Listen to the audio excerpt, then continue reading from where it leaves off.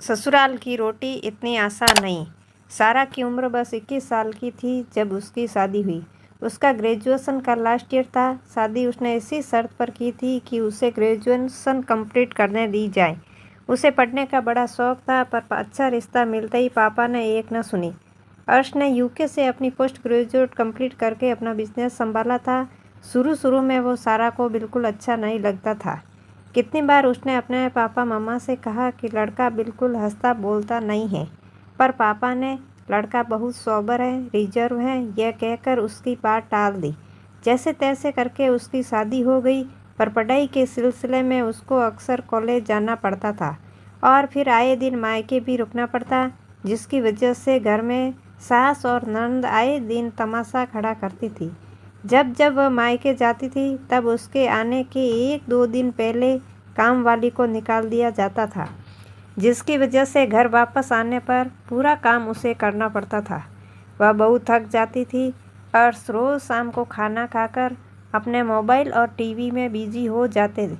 उनको खबर ही ना होती कि सारा पर क्या बीत रही है।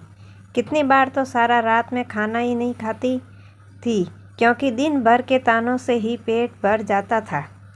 अरे किचन में काम ही कितना होता है, खाना बनाना भी कोई काम है। अरे मम्मी, जब से सारा आई है तुम्हारे घर में तो गिन गिन कर रोटियां बनने लगी हैं। तुम्हारा किचन कितना गंदा रहता है, बर्तन तो साफ ही नहीं रहते। अरे सारा, नए डिब्बे क्यों लाई हो? तुम भी बड़ी बहू की तरह अलग रहना चाहती हो? दिन भर तो आराम ही करती हैं, इतने बड़े घर में आकर सबका दिमाग खराब हो जाता है। अरे इनको तो पानी उबालने के लिए भी नौकर चाहिए। मेरी बेटी की तो उंगली टूट गई थी, तब भी पूरा काम करती थी। यहाँ तो जरा सी मोच आई, उसमें भी आराम चाहिए, वगैरह वगैरह। इन तानों का कोई अंत नहीं था। वाकई बेटी का दर्द दर्द है, बहू का नहीं। बेटी का काम काम है, बहू का नहीं। बेटी का मायका मायका है, बहू का नहीं। ऐसे ख्याल सारा को अक्सर आते थे। इन सब बातों से वह बहुत परेशान रहने लगी।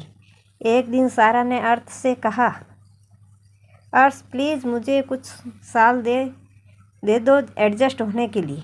आई प्रॉमिस, मैं बहुत अच्छी बहू बन के दिखाऊंगी। प्लीज़ मम्मी को समझाओ, मैं इंसान हूँ, मुझसे इतना काम नहीं होता।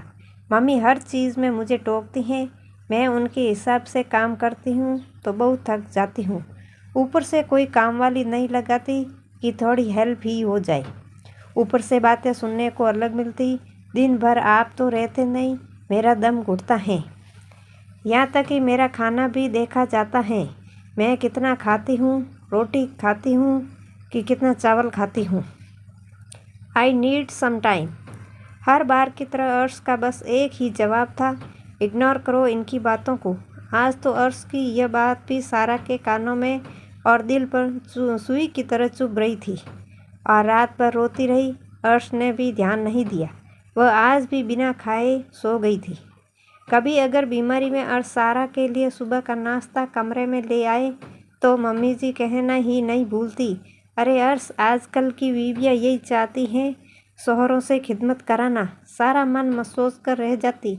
मन तो होता कि कह दे कि तभी आपकी सारी बेटियां ससुराल छोड़कर मायके के पास रहती हैं, ताकि अपने शोहरों से खिदमत करवा सके। बेटा करे तो जोरू का गुलाम, दामाद करे तो लायक दामाद। अर्श भी इन सब तानों से परेशान होने लगा।